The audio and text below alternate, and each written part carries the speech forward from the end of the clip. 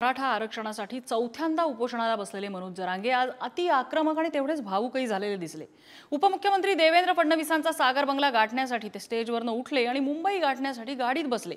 मराठा आंदोलकांनी त्यांना अडवण्याचा प्रयत्न केला तर मी सागर बंगल्यावर येतो तिथे मला पोलिसांकडून गोळ्या घाला अशी आक्रमक भाषा त्यांनी सुरू केलेली आहे। दुसरीकडे भाजप सुद्धा त्यांच्या या भूमिकेवर आक्रमक होताना दिसतंय।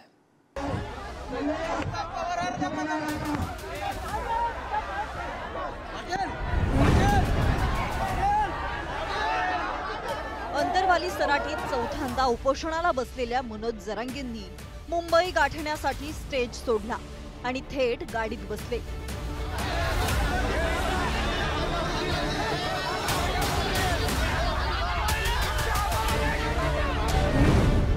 मराठा आंदोलकांचा मनोज जरांगेंना रोखण्याचा प्रयत्न सुरू होता, पण आक्रमक झालेले मनोज जरांगे कुणाचंही ऐकण्याच्या मनस्थितीत नव्हते। मुंबईत जाऊन उपमुख्यमंत्री देवेंद्र फडणवीसांचा सागर बंगला गाठण्याचा चंग जरांगेंनी बांधला, कारण त्यांच्यामुळेच ओबीसी प्रवर्गातून आरक्षण मिळत नसल्याचा आरोप मनोज जरांगेंनी केलाय। आता मुंबईला आलो आडेव ना, आडेव तू पोलीस हातात घाल गोळ्या मारतो। आता पोलिसाच्या हाताने आडेव निघालोय मुंबईला। तुला मराठी काय असते तुला आता दिसते। सागर बंगल्यावर मला हे जर मध्ये मेलो उपोषणाने सागर बंगल्यावर टाका मार ठेव, नाही तर तेव मारीन मला गोळ्या घालून तिथं त्याच्या पोलिसात हात। ज्या फडणवीसांमुळे मराठा समाजाला आरक्षण मिळालं त्यांच्यावर टीका कशासाठी असा प्रश्न भाजप नेते विचारतायत। तसंच त्यांचा बोलवता धनी कोण आहे अशी शंका देखील भाजप नेते विचारतायत। आता त्यांची नौटंकी त्यांनी बस करावी। समाजाच्या नावाखाली मागच्या 7-8 महिन्यात स्वतःचा राजकीय वरदस्त करण्याचा जो प्रयत्न जरांगे पाटील करत होते त्याच्या मागचा बोलवता धनी कोण आहे त्यांनी सांगावं। सिल्वर ओक आहे का जालन्यामधील भैया फॅमिली आहे? 10 वेळा सांगितलं होतं की फडणवीसांचं नाव घेऊ नका। ज्या फडणवीसांचे मराठा समाजावरती अनंत उपकार आहेत, त्या फडणवीसांनी मराठा समाजाला आरक्षण दिलं, त्या फडणवीसांचं सारखं सारखं नाव तुम्हाला घ्यायला कोण लावतंय हे आज जनतेसमोर आलंय। नेमकं मनोज जरांगे पाटलांचं जो काय आंदोलन आहे ते कशासाठी आहे? मराठा समाजासाठी आहे की फडणवीस साहेबांच्या नावाने राजकारण करण्यासाठी आहे? आता परत परत विचारण्याची वेळ आलेली आहे की नेमकं ह्यांचे स्क्रिप्ट येतो कुठून आहे? कारण का मराठा समाज राहिला बाजूला, मराठा समाजाचं हित राहिलं बाजूला, तुमचं जे काय सगळे सोयऱ्यांची जी मागणी आहे ती आज नाही तर उद्या सरकार काय ना काहीतरी तोडगा काढण्यासाठी प्रयत्न करेल ना। मनोज जरांगेंचा आता तोल सुटत चाललेला आहे। जरांगेंचं एक एक पत्ता उघड होत असताना जे त्यांच्यावरती टीका करतात त्यांच्याबद्दल त्यांनी बोललं पाहिजे। फडणवीस साहेबांच्या वरती वारंवार बोलून जरांगेंच्या मागचा बोलता धनी कोण आहे हे हळूहळू आता बाहेर पडायला लागलेलं आहे। म्हणून मराठा बांधवांनो, जरांगेंची भूमिका जी आहे ती अयोग्य आहे, मराठा द्वेषी आहेत। मनोज जरांगेंनी फडणवीसांवर केलेल्या आरोपांवर बोट ठेवत विरोधी पक्षनेत्यांनी चौकशीची मागणी केली। आता ते जर देवेंद्रवर फडणवीसांवर आरोप करत असतील तर ते त्यांना माहीत, त्याच्या मागची पार्श्वभूमी। आम्ही काही त्यांच्या जवळ त्या सगळ्या मुवमेंटमध्ये नाही आहोत, पण असं काही होत असेल तर याची चौकशी मात्र झाली पाहिजे। हा गंभीर विषय आहे। एखादा आंदोलन करता इतका गंभीर आरोप सत्ताधाऱ्यावर करतोय, उपमुख्यमंत्र्यावर करतोय, हे या गंभीर प्रकरणाची चौकशी कोण करणार? न्याय कोणाकडे मागावं? जो आदेश देणारे होते ते जनरल डायर कोण आहेत हे आपल्याला समजायला पाहिजे, कारण ह्या घटनाबाह्य सरकारमध्ये एक मुख्यमंत्री आहेत, 2 उपमुख्यमंत्री आहेत।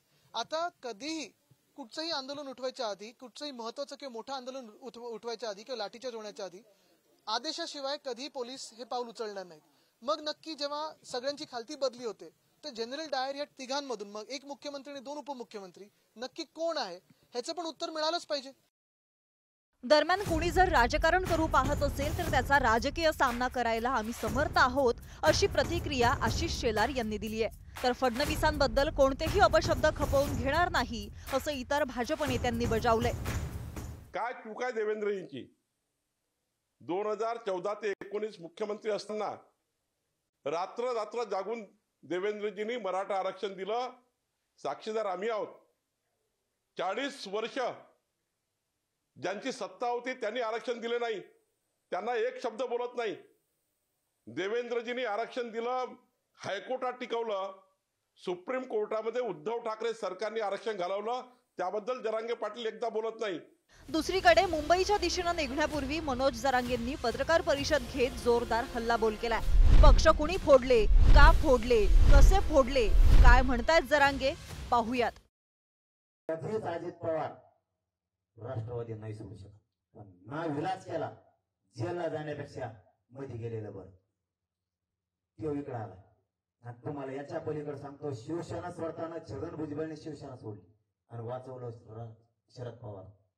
छगन भुजबळ कव्हाच राष्ट्रवादी सोडू शकत नाही आणि अजित पवारचं त्याचं जमत सुद्धा नाही.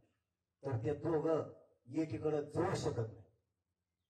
तरी बी पुन्हा जेलला देवेंद्र फडणवीस टाकेल म्हणून छगन भुजबळला तिकडे अजित पवारचं त्याचं पटत नसून जावं लागतं. आता तुम्हाला याच्या पुढचं सांगतो, अशोक चव्हाणांच्या घरात 3दा मुख्यमंत्री पद दिले बापासह.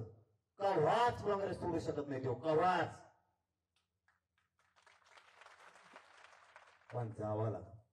राज्य सरकारनं मराठा समाजाला 10% आरक्षण देणारा कायदा मंजूर केला. मात्र सगळे सोयरे तरतुदीसह ओबीसी प्रवर्गातून मराठा आरक्षण द्यावं या मागणीवर मनोज जरांगे पाटील ठाम आहेत. त्यासाठी चौथ्यांदा अंतरवाली सराटीत ते उपोषणाला बसले होते. मात्र आता ते थेट मुंबईच्या दिशेनं निघालेत. दिवसेंदिवस मनोज जरांगेंचा आक्रमकपणा वाढत चाललाय, तसंच त्यांची भाषा देखील तीव्र होत चालली आहे. मात्र या पवित्र्यामुळे प्रश्न सुटणार की चिघळणार असा प्रश्न आता विचारला जातोय. एक नक्की की आजवर मराठा आंदोलनातून समाजाची शक्ती दिसायची, तिला संयमाची जोड असल्यानं आणखीनच शोभायची. आताही तो संयम ढळू नये, शक्ती दाखवायचीच पण संयमाने. इतर घटकही आपल्या या मोठ्या भावाच्या हक्कासाठी साथ देण्यासाठी आणखी आपुलकीनं पुढे सरसावतील. मराठा समाजाच्या मनात, त्यातही जरांगेंच्या मनात आपुलकीची बीज पेरण्यासाठी सत्तेनंही आता विश्वास वागण्यातून वाढवला पाहिजे. सचिन जिरे, पुढारी न्यूज, अंतरवाली सराटी, जालना.